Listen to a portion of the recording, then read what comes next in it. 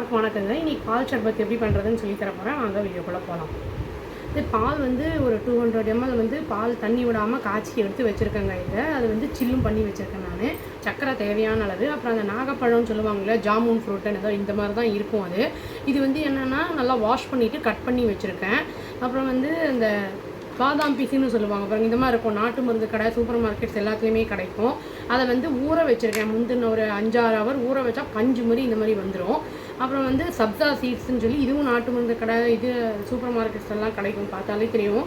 இதையும் வந்து ஒரு 10-15 நிமிஷம் ஊற வச்சா போதும். அதையும் ஊற வச்சு எடுத்து வச்சுருக்கேன் நான். அது வந்து தேவையான அளவு போட்டுக்கலாம்.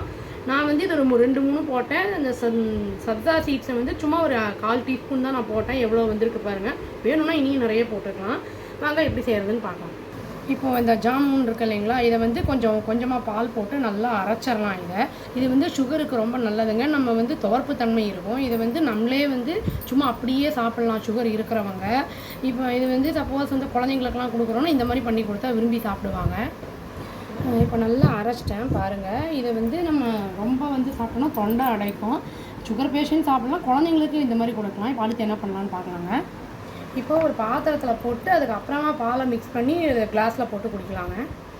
இப்போது ஒரு கிளாஸில் வந்து நம்ம எப்படி எல்லாத்தையும் ஒன்று ஒன்றா போடலாங்க. ஃபஸ்ட்டு வந்து அந்த சப்ஜா சீட்ஸை போட்டுடலாம். ஊற வச்சுருக்கோம் இல்லைங்களா, அதை போட்டுடலாம்.